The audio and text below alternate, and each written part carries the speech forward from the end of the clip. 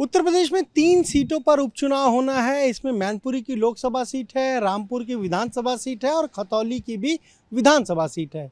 इन तीनों ही चुनाव को 2024 के लोकसभा चुनाव से पहले बीजेपी बहुत गंभीरता से ले रही है और इसीलिए लगातार इन तीनों ही सीटों के लिए रणनीति तैयार की जा रही है।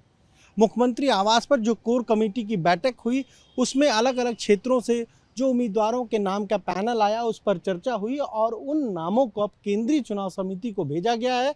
माना जा रहा है कि उन्हीं नामों में से उम्मीदवार घोषित होगा जो 2 दिन के भीतर हो सकता है। मैनपुरी सीट पर बीजेपी की ये रणनीति है कि वहाँ किसी शाक्य को उम्मीदवार बनाया जाए। 2019 में प्रेम सिंह शाक्य को बीजेपी ने जब उम्मीदवार बनाया तो 4 लाख से ज़्यादा वोट प्रेम सिंह शाक्य को मिले। इस बार प्रेम सिंह शाक्य के नाम पर चर्चा हुई है, रघुराज सिंह शाक्य के नाम पर चर्चा हुई है, ममतेज शाक्य के नाम पर चर्चा हुई है।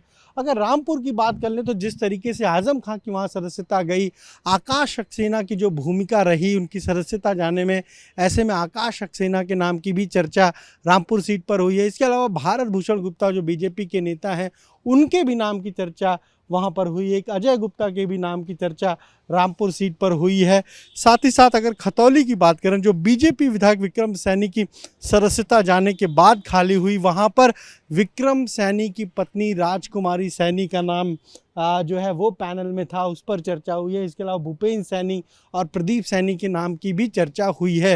यानी खतौली में बीजेपी बिल्कुल इस मूड में है कि वहाँ किसी सैनी को ही उम्मीदवार बनाया जाए, जबकि मैनपुरी में उसकी तैयारी किसी शाक्य को चुनाव मैदान में उतारने की है।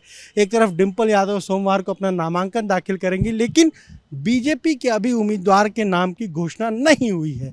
हाँ, बीजेपी के नेता ये ज़रूर कह रहे हैं कि हमने ऐसी रणनीति मैनपुरी के लिए तैयार की है कि अखिलेश यादव वहीं पर उलझे रहेंगे और बीजेपी तीनों सीटें आसानी से जीत लेगी। कैमरा से हरिओम के साथ अनुभव शुक्ला, एपी गंगा, लखनऊ।